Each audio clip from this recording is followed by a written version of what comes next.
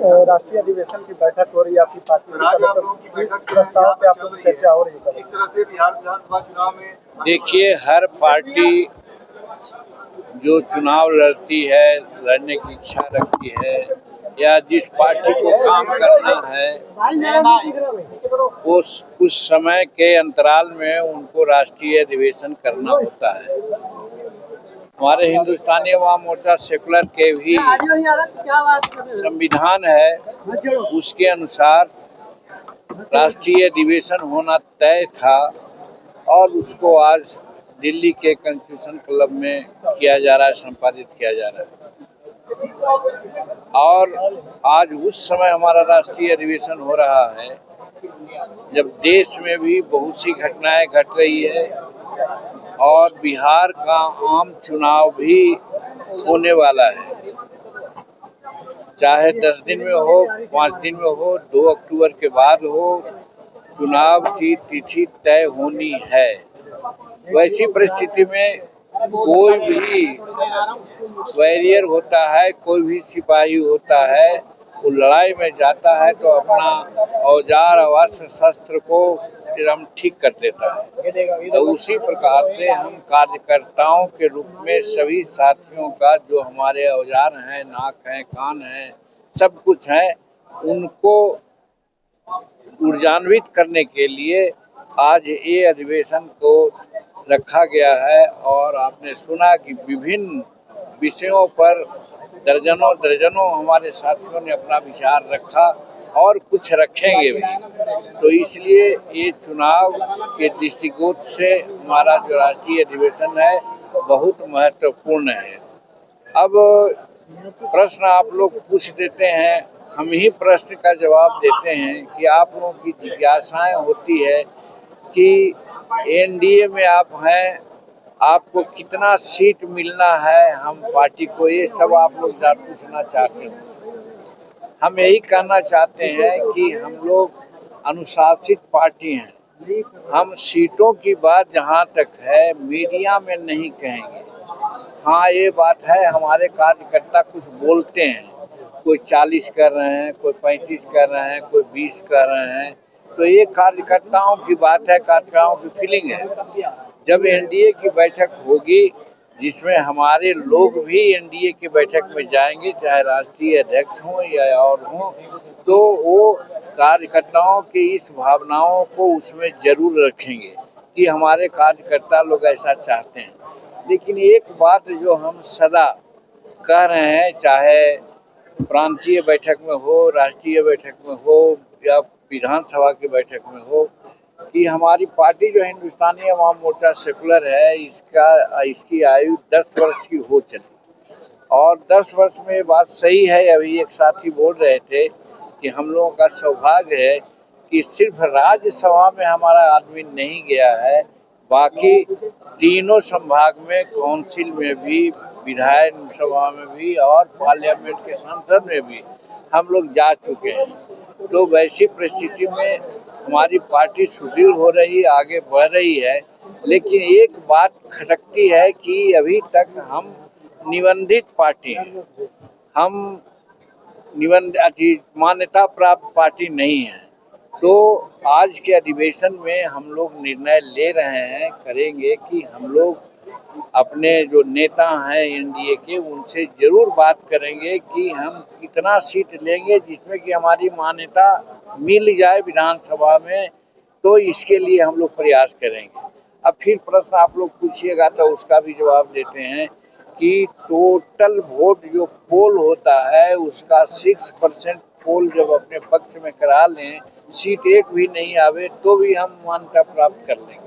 और अगर सीट की बात आती है तो विधानसभा में 7 सीट या 8 सीट जीत के आते हैं तो मान्यता प्राप्त हो जाती है। तो ये लक्ष्य है हम लोगों का और इसी के आधार पर हम अपने एनडीए के नेताओं से बात करेंगे और जनता का जो ये है राय है कार्यकर्ताओं का, उसकी बात करेंगे। लेकिन एक बात और है कि बिहार में और भारतवर्ष में अभी हम लोग के सामने स्थिति ऐसी आ गई है कि हमारे जो विरोधी दल के लोग हैं वो लगता है कि वो अपना मानसिक संतुलन वो लोग खो दिया है और बिहार के अधिकार यात्रा के नाम पर उन लोगों को समझ में आ गया कि बिहार की जनता उनको साथ नहीं देने वाली है, इसलिए वो पर्सनल अटैक पर आ गए। चाहे प्रधानमंत्री हो और तो और प्रधानमंत्री के माता श्री के संबंध में भी उन लोगों ने कुछ बातें कही जो शोभनीय नहीं है।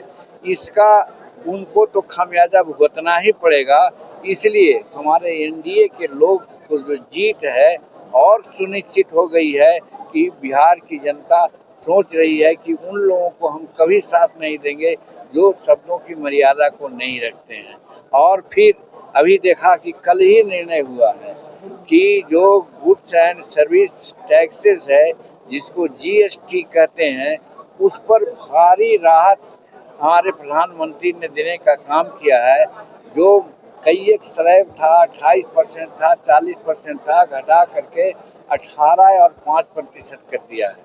कुछ ऐसे हैं जिसको कि एकदम मुक्त कर दिया है, जिससे हमारे छोटे इंटरप्रेन्योर्स हैं, एमएसएमई के लोग हैं, उनका स्कोप बढ़ेगा। माल हमारा जो तैयार होगा उसका खरीद हम देशी में करेंगे, राज्य में करेंगे। और दूसरे तरफ लोग जो गिरल भभकी देते हैं टैरिफ का चाहे और इस सब का, उसका सामना हम लोग करेंगे। क्योंकि इतिहास है कि भारत जब पोखरण में हम लोगों ने ब्लास्ट किया था, उस समय संसार के कई एक देशों ने हमसे कुछ नाता तोड़ दिया था, उसके बावजूद भी भारत उभर करके निकला। ये बात है। तो जीएसटी के नाम से आज 144 करोड़ लोगों को मरहम लगाने का नहीं बल्कि दिवाली का एक गिफ्ट दिया है हमारे प्रधानमंत्री जी ने। और ये हम अपने कार्यकर्ताओं से आज इसको बात कर रहे हैं और इस बात को जन जन में फैलावे हमारे कार्यकर्ता, इसके लिए आज का एक अधिवेशन है। और एक अहम बात है, जो SIR के नाम पर वो लोग जो नाटक कर रहे हैं, उसके संबंध में हम लोग थोड़ी सी बात ये है कि मरे हुए लोग हैं उनका नाम हर हालत में कटना चाहिए, जो बाहर के लोग हैं उनका नाम कटना चाहिए। इसलिए ये सतत प्रक्रिया है कि हमारे इलेक्शन कमीशन इलेक्शन के पहले सब जगह अपना इस प्रकार का काम करते हैं और हो रहा है। अब इसको अपने रूप में प्रचारित करना, गलत करना कि वोट चोरी हो रही है, ये सब करे, ये सब उनकी कुत्सित मानसिकता का देन है। इसमें हम अपने कार्यकर्ताओं को ये जरूर कह रहे हैं कि हमारे कार्यकर्ता जो गरीब होते हैं, प्रायः मजदूर होते हैं, अगर उनका नाम छूटा है और छूटा रहता है, उसमें हम अभियान चला करके अपने कार्यकर्ताओं को इस आंदोलन के हिस्सा जो हमारा सम्मेलन है हम लोग करेंगे कि सभी कार्यकर्ताओं का नाम अगर छूटा हुआ है तो जुड़वा दें। ये मौका दिया है इलेक्शन कमीशन, इसके लिए धन्यवाद देते हैं। और इसके बाद यही कहना चाहते हैं कि जो हमारा अभी एक हमारे साथी बोल रहे थे, अशोक बाबू, बहुत ठीक बात बोल रहे थे, वो मेरा प्रस्ताव में भी है कि हमारे मतदाता अगर बाहर चले जाते हैं, गरीब है, नहीं आते हैं, तो जिस प्रकार से सर्विसमैन के रूप में, जिस प्रकार से सरकारी काम काज करने वालों को आप बैलेट पेपर भेजते हैं चुनाव के लिए, उसी प्रकार से हमारे कार्यकर्ता अगर कहीं काम कर रहा है, मजदूर कर रहा है, तो उसको भी बैलेट पेपर दीजिए ताकि अपना वोट कर सके। ये सारे मुद्दा हमारे आज इस सम्मेलन का है और इसी पर हम लोग बात कर रहे हैं और इसी पर हम लोग निर्णय।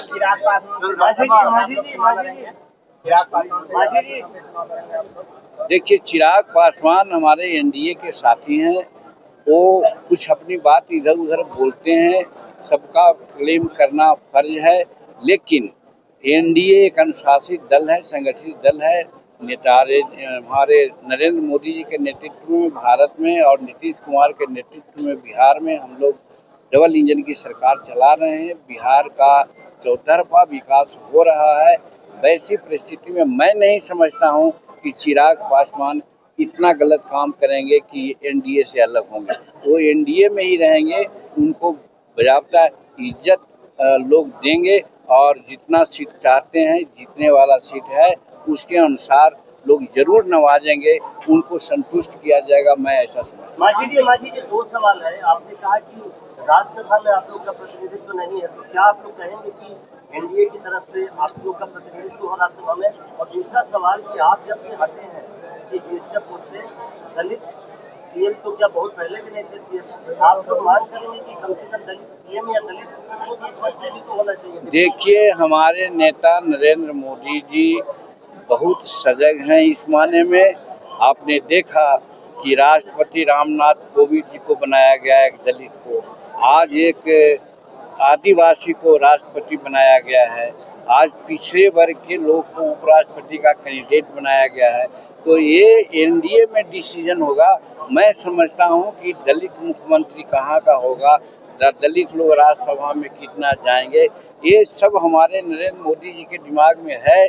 समय पर वो उपयुक्त निर्णय लेंगे। कम से कम डिप्टी सीएम होना चाहिए दलित समाज। अब ये सब बात अलग की बात है। पटना में बिहार में इलेक्शन 2 महीना टाइम बचा हुआ है, दिल्ली में आपका अधिवेशन चल रहा है, क्या कहें? अरे समूचा देश के हम लोग रिप्रेजेंट करते हैं। हम बॉम्बे में भी कर सकते हैं, हम अहमदाबाद में भी कर सकते हैं। दिल्ली तो राजधानी ही है, यहाँ कर रहे हैं। यहाँ का मैसेज आज देखिए, करीब करीब 15-16 राज्य के लोग यहाँ पर आए हैं। उन लोगों को पटना जाना पड़ता, वो लोग दिल्ली में उनके सहूलियत के लिए काम कर रहे हैं। तो इसलिए एक माने नहीं रखता है कि हम दिल्ली में काम का प्रदर्शन कर रहे हैं। चुनाव हमारा दृष्टिकोण है बिहार का, और उसके आधार पर ही हम लोग ये सारी बातें आज कर रहे हैं। जाइए। सर एक सवाल है, राज्यसभा वाली बात जो आप कह रहे थे, लोकसभा चुनाव के वक्त भी आपने कई बार कहा है कि प्रॉमिस किया गया था, तो उस हिसाब से ना लोकसभा की सीट में राज्यसभा की प्रॉमिस किया जाता है, नहीं मिला। एक ही लोकसभा तक क्या देखिए, कहा जाता है बीती तहाँ बिसारिये, अंग्रेजी में वर्ब है let be gone be bygone. ये बात सही है कि उस समय बात कही गई थी, जो परिस्थिति थी जब जदयू हमारे साथ नहीं था, तब कहा गया था कि 2 एमपी लोकसभा का और 1 राज्यसभा का सीट देंगे, पत्थर का लकीर मान लीजिए। लेकिन इसी बीच में जदयू हमारे एनडीए में शामिल हो गए, तो परिस्थितियां बदल गई, तो फिर हमको 1 सीट पर रखा गया, संतोष दिया गया। लेकिन इतना आप समझ लीजिए कि 1 सीट अगर है, नरेंद्र मोदी जी ने दिया है, तो इतना बड़ा विभाग दिया है जिसके बारे में हर अपने मीटिंग में, हर हमारा बजट में वो नाम लेते हैं। आज भी जब जीएसटी के बारे में आई है, तो उन्होंने कहा है हमारा एमएसएमई के लोगों को भी मदद मिलेगी। तो इतना बड़ा ऑनर जीतन मांझी को हम पार्टी को दिया है, इससे ज़्यादा कुछ नहीं हो सकता।